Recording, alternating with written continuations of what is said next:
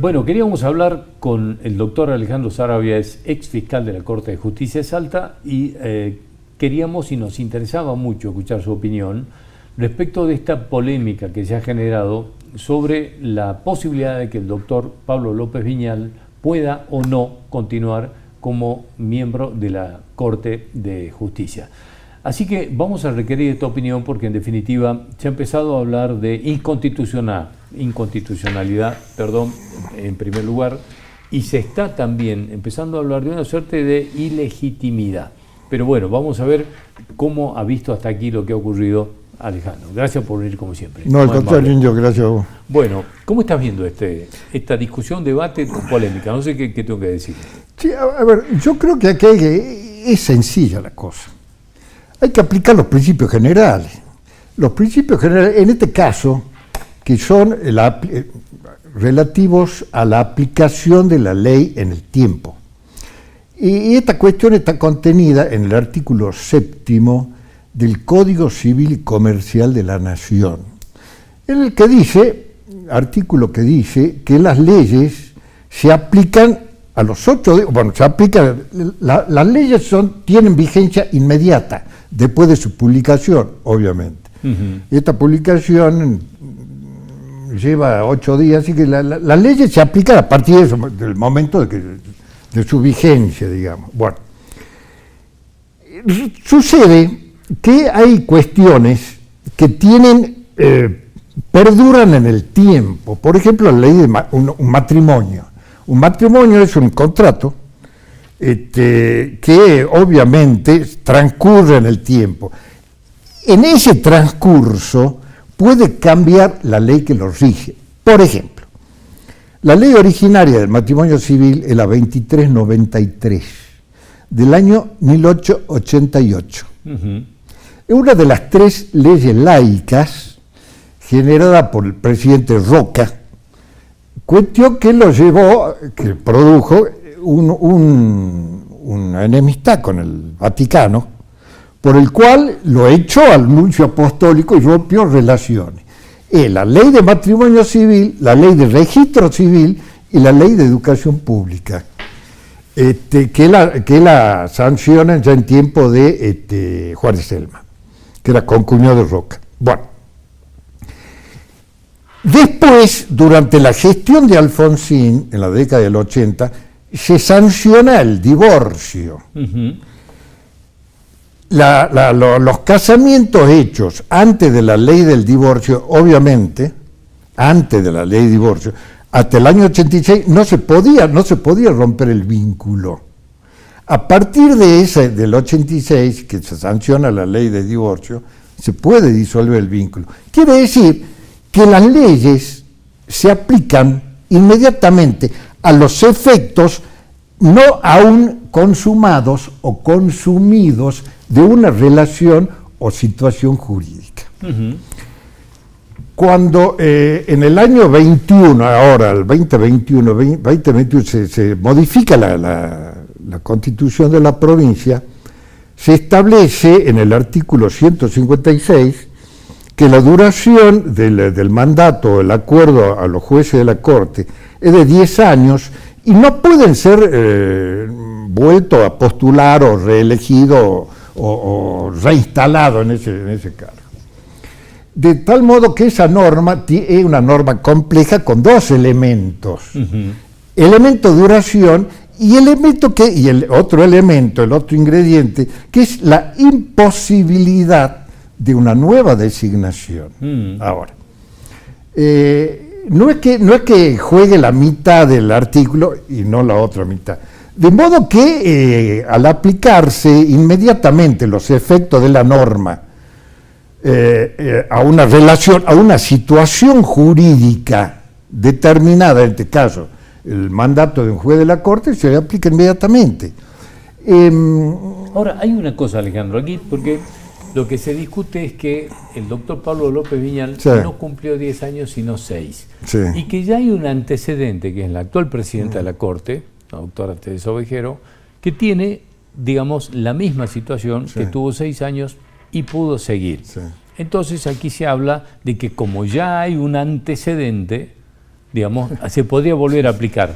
Yo tengo, no sé, una frase que si en este caso se está violando la Constitución que se aprobó en el 2021, es decir, me están diciendo en términos criollos, como ya violamos la Constitución, ¿podemos seguirla violando? Claro. ¿Se puede aplicar esto? ¿Cómo es? Claro. No, a ver, el argumento ese me hace acordar a aquellos que dicen, y está medio embarazada. No, ¿está embarazada o no está embarazada? Claro, es decir, sí. A ver, eso es medio disparatado el argumento ese. Si respecto de la doctora Ovejero no se cumplió la norma, la designación, si nos regimos por la interpretación que yo tengo, digamos, esa designación sería nula y la doctora Ovejero sería una funcionaria judicial de facto, cuyos actos son válidos hasta el momento que se la declara como funcionaria de facto. Yo creo que puede haber alguna interpretación interesante que pueda dar una solución más amigable, digamos. A ver, la quiero escuchar. Que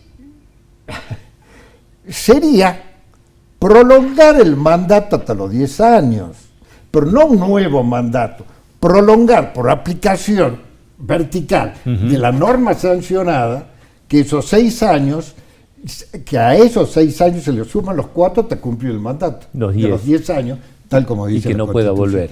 Y no pueda volver, obviamente. Pero, a ver, yo creo que a la gente le falta imaginación. Porque es una cosa que tan elemental como decir, bueno, como lo que vos acabas de decir, que hay gente que dice que como ya hay un antecedente se lo puede volver a violar a la ley. Eso es falta de imaginación. Como o el decir, qué sé yo.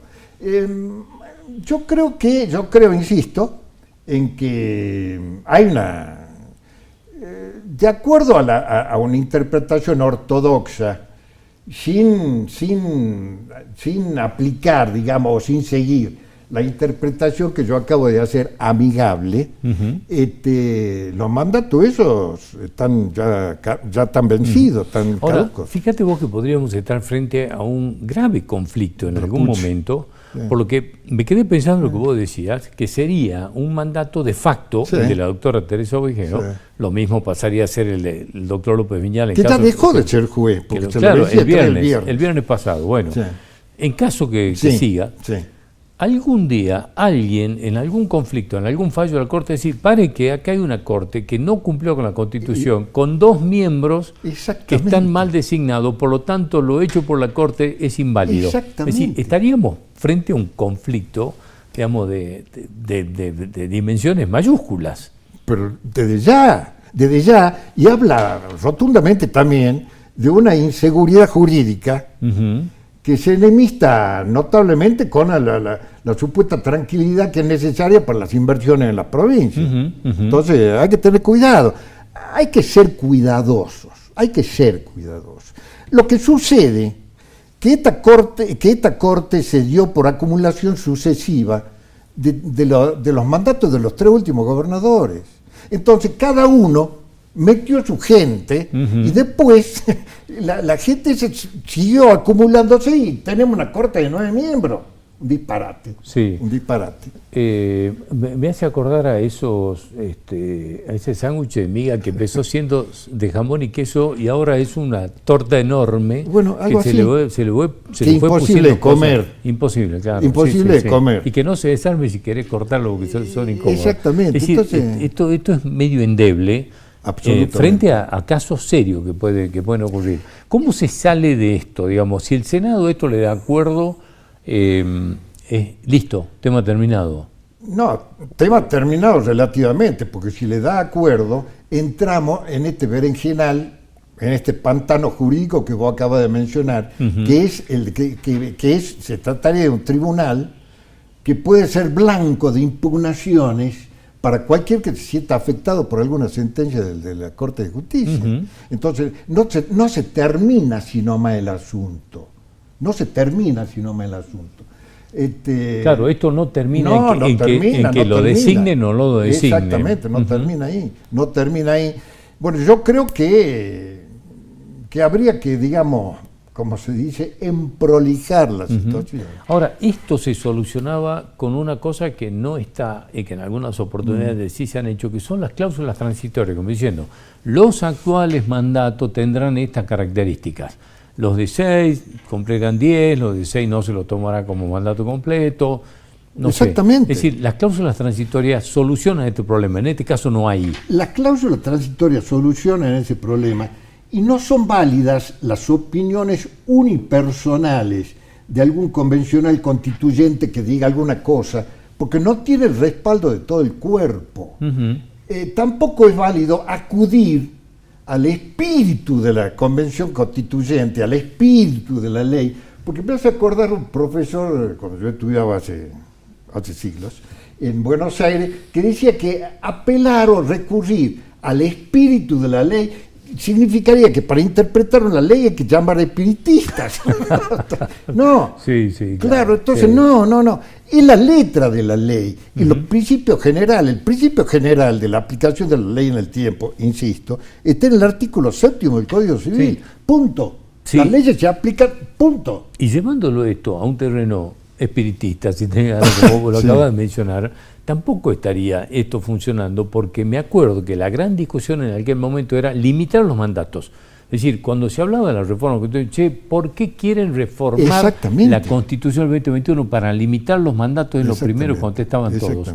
Entonces estaríamos hasta fallando en eso. Y no solo en eso, sino que esa limitación de mandatos que se habría consagrado en esta reforma constitucional es el principio que es compatible con el sistema republicano de gobierno, porque el sistema republicano de gobierno se alimenta de alternancia, se alimenta de mandatos limitados, no se alimenta de la continuidad ad eternum de cualquier mandato. Entonces se combina, se conjuga con el artículo 1 de la Constitución Nacional. Pero además en Salta hemos atravesado por la gran discusión si teníamos jueces eternos o con mandatos limitados. Claro. Bueno, se optó por los mandatos limitados. Sí. Entonces, bueno, pero depende. O sea, sí, pero depende no. de la cara de quién. No, exacto. A ver, el asunto, como decía al comienzo, es sencillo. Hay que aplicar el principio general. Las leyes rigen a partir del momento de su sanción, punto. A menos que la propia ley establezca, una ley de orden público establezca alguna excepción. No tiene el efecto retroactivo.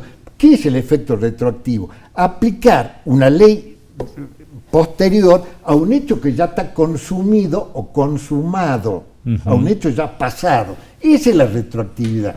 No es retroactivo cuando a un hecho, en este caso de larga duración como el matrimonio, no quiere decir que los matrimonios celebrados con anterioridad a la ley del divorcio no puedan ser sujetos con acuerdo de parte a ser roto, a producir un divorcio. Esto no.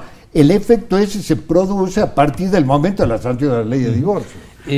Dame tu opinión respecto del proceso de consultas o de abrir, digamos, la posibilidad de impugnaciones o de adhesiones a cada postulación que se haga para miembro de la Corte. Porque, en definitiva, si esto no es vinculante, son opiniones que van a llegar a los senadores, que son los que van a decidir por sí o por no, por un pliego que se mande, y esto es bueno que no sea vinculante. Esto tiene que ser solo una opinión y los senadores tienen que, digamos, tomar la determinación en base a sus, no sé, a sus opiniones, o cómo lo ves a esto. Yo respecto a eso soy crítico del sistema electoral y de la forma de elección y de la forma de actuación de los senadores, porque yo lo que veo históricamente que los senadores provinciales no tienen independencia de criterio.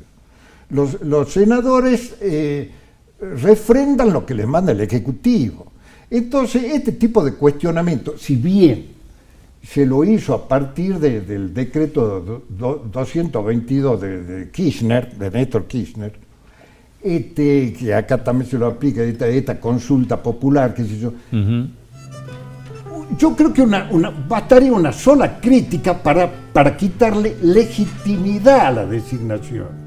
Ahí juega el tema de la legitimidad.